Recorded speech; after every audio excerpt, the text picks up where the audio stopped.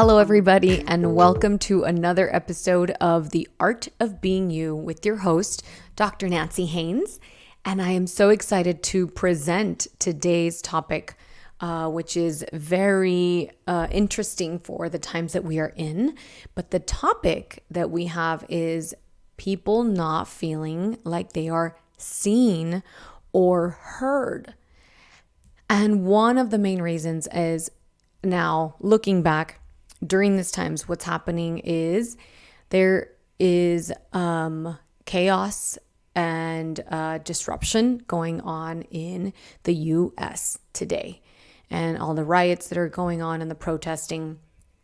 And a lot of that really brought up a lot of conversation, and which I thought was fitting for us to have this conversation and this topic. And it's something that just started a couple weeks ago with, I was in a mastermind with a group, and it's a global group. So it's different people from around the world. We had Philippines, we had Hungary, UK, obviously UAE, USA, and I can't remember what other countries were there. But what happened was, as I look at all the situations that are going on, a lot of the times the reasons why we do the things that we do are because we don't feel heard or we don't feel seen. And so one thing, and I'll give you, and this is not just with the political stuff that's going on now, nothing of that nature. What I'm talking about is even at home, at work, where I can give you great examples with clients that are facing it at work. And this is just even through Zoom calls that they have the meetings. And when, there's somebody else there that's overpowering the conversation, and, others want to get their opinion in. And even though they say something, they're not necessarily heard. So and in this, and I know last week's topic was about using your voice and the tips that I shared with that. But this time is not being heard and not being seen. And so that's something that, why do we do that? And it was fantastic when it came to the mastermind, because as somebody was talking, and I noticed it in myself, because now everything is like on the surface. I noticed it even in myself. As somebody was talking about their situation that was going on in their country and the difficulties that they were facing, I started thinking about, oh gosh, what am I going to say? How do I feel about, certain topics? And I started kind of dozing off and trying to figure out, well, when it's my turn, what am I going to say? And for a second, I just immediately stopped and I thought, oh my gosh, this is why there's so much unrest going on. It's because when we're listening to somebody else, we're not really actively listening. We are listening to respond. We are listening with a condition of, okay, I'll listen to that if it interests me. Does that affect me? Not really. Okay. Then you just kind of go on with your thoughts. And so I stopped everything. And then I just said, I'm going to be present. I'm going to genuinely be active in listening to what each person is saying. So I sat in the room, I closed the door, and for a second, I just shut my eyes so that I could listen to what they were saying and their pain. And you realize when you're actively listening to somebody, and when I say active listening, I mean there's no condition for you to be listening. What happened was I started connecting with them on a much deeper level as they were talking about a difficulty they faced. Immediately, there were certain things that I thought, oh my gosh, that relates to me too, when this and this was happening. So, but you're creating a connection as you're listening, and points that you think, ooh, I never thought about that. And so it's awareness as well. So awareness and connection come with active listening. And it was very interesting because once I was hearing the story after story, I have never felt as connected to truly feel like I'm listening because I want to understand you. I am giving you this time. You have the mic. I want to listen to your pain, your story, and understand it. And so when that kind of came to mind, and it was, there was like 5 or 6 people that went before me, but it was so different because when it came to my turn, I was able to be very vulnerable and raw. And because I was listening to them in such a way that I knew that the story that I was going to share, they were going to connect with because they had already shared their story. And so when it came to me, and that is something that I really, really, really, I didn't even think that that's what I was going to say. I already had thought, I'm going to talk about this other story. Not at all. The moment that I was actively listening and really thinking of the connection, immediately a story comes to mind. And that was something that it really shocked me. And, I was talking about it and I was sharing the story with my husband. I said, I have to share something with you.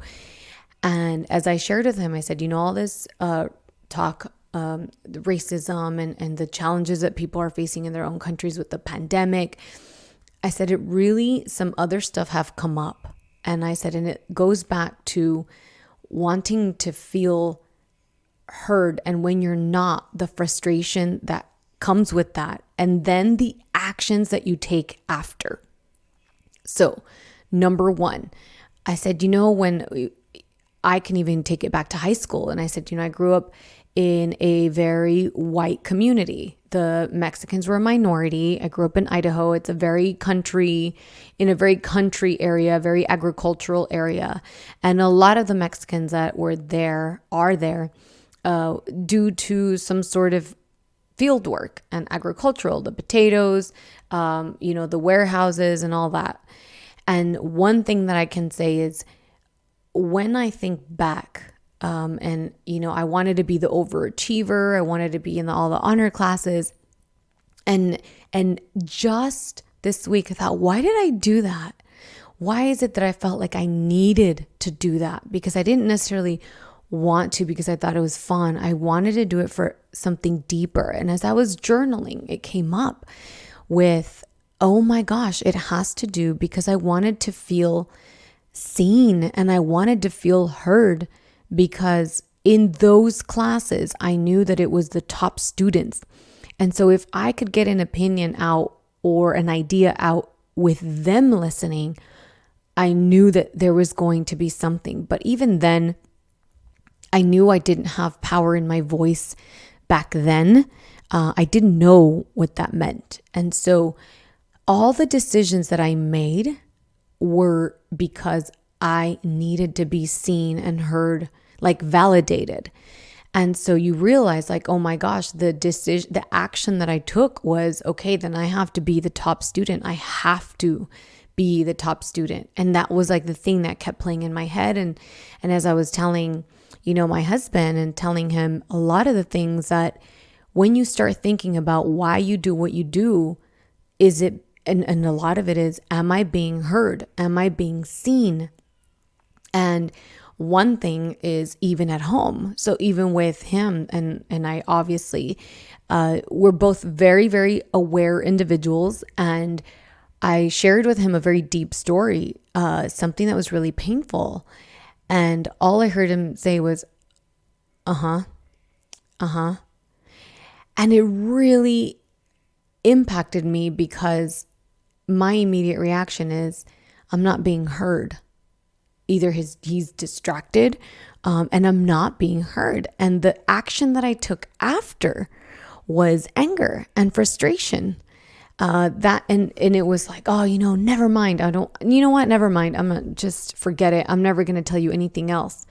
So my action that I took after was not because I genuinely wanted to not ever share a story with him. It's because I didn't feel heard. So I did bring it up. And it's these types of conversations that you want to have, like, hey, I'm sharing something with you that's very deep. It's very difficult for me to share these stories. And I just need to know, like, are you here? Are you present? Or what's going on in your head? And once I had the conversation with him and he said, the thing is that it is so above and beyond me that I am thinking, what can I say that'll help or that'll bring value into what you are saying? And he said, I don't, like, I'm speechless. I genuinely have nothing to say because I've never been in that situation. And I'm trying to think, will it do it any justice if I ask or if I say anything? So when it comes to listening, in listening to understand, it comes to, this is where you have to speak up.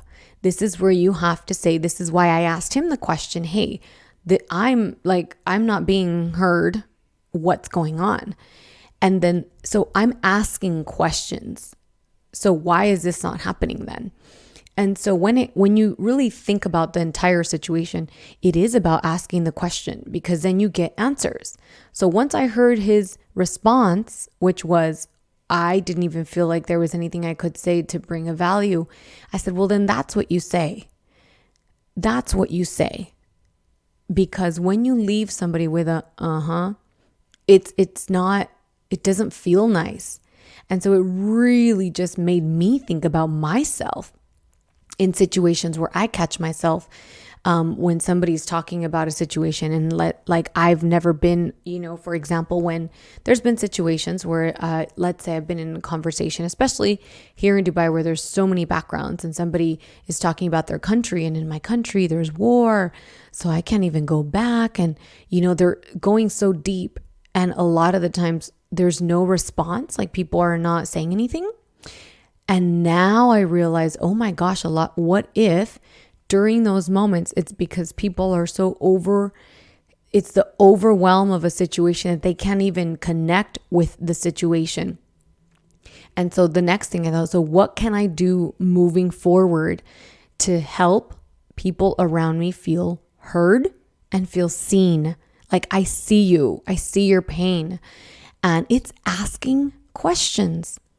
So now, as when that became so aware, in the following meetings that I've had, and people brought up some, very difficult conversations that are going on in their families right now, instead of silence, it was more of, I started asking them questions for them to feel heard and seen and understood. So even asking, so have you thought about what other ways you can handle the situation? Have you spoken to them? Have you, like asking them to just bring about a possibility of a solution.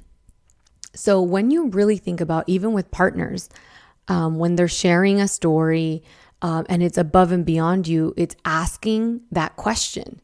And all of that comes with, I think, active listening. And I definitely feel active listening is it's a style of communication, because it is nonverbal, but you're actively listening to somebody to understand them, because then it's going to be your part after is the response. And so when you really think about what all of that creates, active listening truly brings about connection.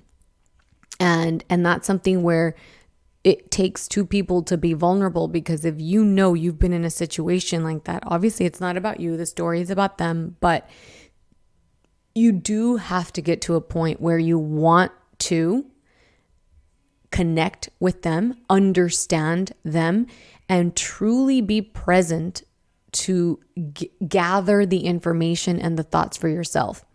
And it's great when you do it, because you do learn a lot of stuff about yourself as well. And this really, really taught me. I've been in many masterminds, And when people are talking, and sometimes you start writing notes, or you have to check your emails.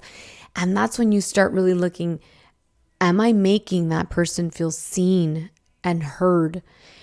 And, when we were meeting in person, you feel it when you're in a room and you're talking, or you're giving your advice, or you're giving your input, and there's people looking away, looking on their phones, or they're thinking about something else. And that's when you realize, and it just kind of all put together, all of the injustice that's happening, not just in America, but years and years and years of not feeling heard or not feeling seen is going to cause people to react to something until you see them and you hear them. And that's something that really made me think about even children, because when you as a parent, and I've seen it many, many times, I observe it when I'm in restaurants and I see children trying to connect with their parent, and the parent is on the phone, or they're arguing, or they're doing something else, and they dismiss the child. And so what happens? The child starts either dropping the food, or throwing something, or creating some kind of tantrum to cause that attention, like, hey, I need you to see me. I need you to hear me. And so if children are doing it, and as adults, we are basically doing the exact same thing, then what can we do in our own homes, in our own families, to start working towards building that connection so that your family members feel seen, so that your family members feel heard? And this is even with partners. When I see it in for work, when people are having the Zoom meetings, and you realize there's a few that want to speak up, and they say a comment or two, and then it's this overpower of another voice that comes, and then it's almost like people go year after year with this happening to them all the time, where then what happens after? So 3 things happen after. Either people start speaking fast, so that way you almost feel like, if I speak fast, I'll just get all my information in there, and that way nobody interrupts me, and I can just kind of just throw it out there and get it out there. The second one, people start speaking loud in situations when they're not necessarily feeling heard or seen, or they don't speak at all. And this is where I was looking at, in what situation do I do either 1, 2, or 3? And, when it comes to, for example, an argument, and somebody felt a certain way that was not my intention, if when I say, hey, that wasn't my intention, if they're not taking it and they're not listening actively, what happens? 2 people they get louder and louder. Like in an argument where you want to prove your point so that your point is heard and understood, but are you listening to their point to try to understand and hear it? And that is the $1 million question when it comes to situations at work, at home, in any given place where it comes to 2 people or more talking and people sharing their thoughts. Are you the person that is helping by making them feel heard and understood? Or are you the person that is creating that sense of change in their behavior, because they either want to speak fast and quick to get it all in there, they want to speak loudly, or they're not speaking at all anymore?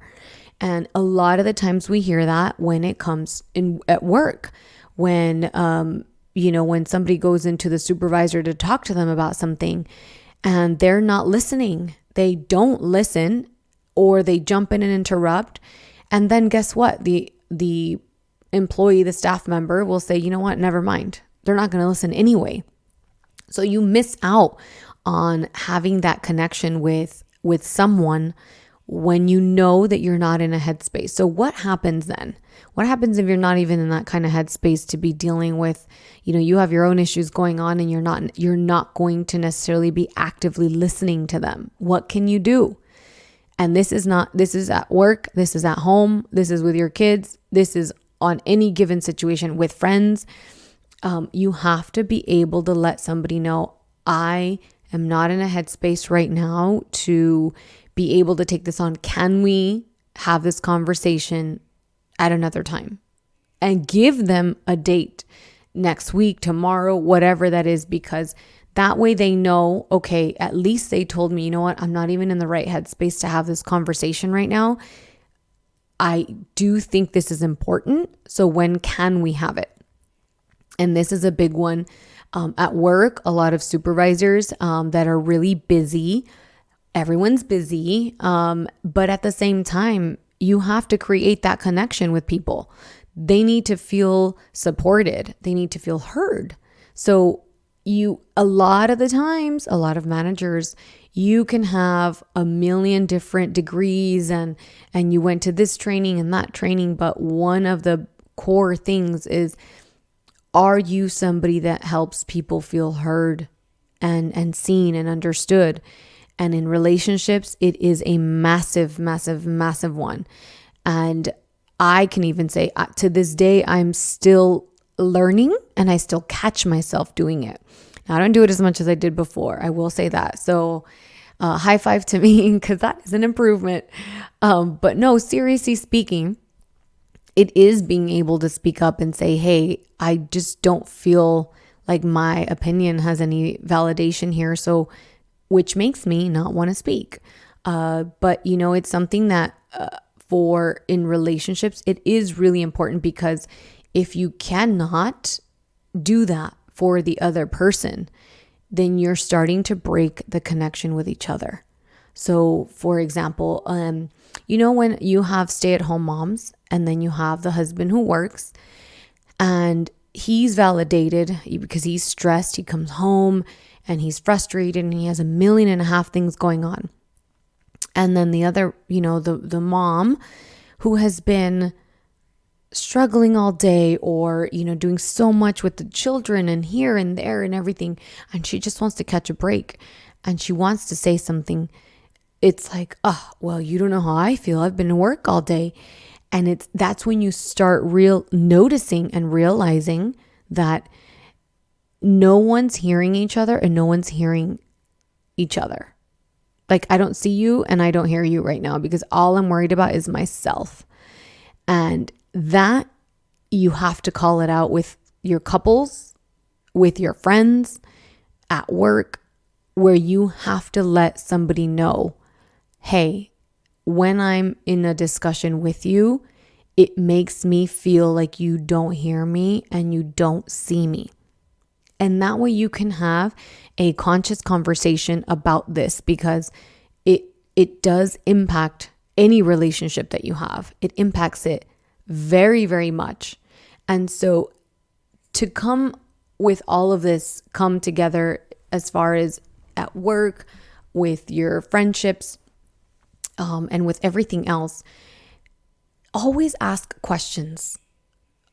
Always ask the questions, even for yourself, because if you're one that kind of gets easily distracted, ask the questions so that you know exactly what you're hearing.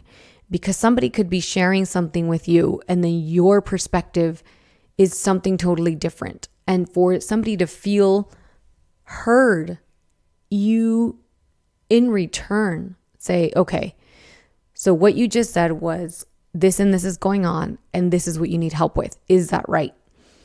Then when they say yes, perfect, you got the information. Now you can go into solution mode and see what we're going to do from here on out and what action needs to be taken. But you never want somebody to walk away from a conversation with you where they feel unheard and unseen. And let me tell you this, and I will end with this. The last story. There's been a few times where I've had conversations with people, and these are high level people, where when they ask, how are you doing? and you say, oh, well, this is going on, you immediately see them going into their phones, or they interrupt you and they say, okay, so anyway, back to the meeting. So this is what I need. And you feel it. So if there are any people in high level positions or not, you have to make them aware. You cannot just stay quiet to say, oh, well, you see how they are. They might not even know they're doing it, but I will say people feel it. They know. There's no point in telling this person anything because they're not going to get it. So I would suggest for a lot of the supervisors and managers out there, people in relationships, when it comes to your partners, when it comes to people you love around you, when it comes to your team, ask yourself that question. When people are having conversations with me, do they feel heard? Do they feel seen? If the answer is no, then you start working on that to ask questions and create a connection with them. If the answer is yes, they do, you're good to go, and maybe you just work on it a little bit more to establish the connection and make it stronger. But I hope this helped some of you in any case, even myself, catching myself in a few situations where if somebody's talking to me and I feel, oh, I already know what they're going to say. It's going to be about XYZ. And I end up jumping on my phone or I do something else. I miss out on an opportunity to connect with them and to learn about them. So it is something that is vital. It is important. You don't want people taking action based on them not feeling heard and not feeling seen. I hope you guys enjoyed this episode. And if you have any questions, you all know, connect with me on social media. Let me know what other topics you guys are interested in having.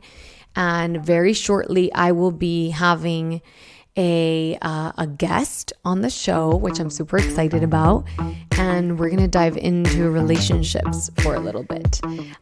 But if not, then I will see you in the next episode. Have a good one, guys.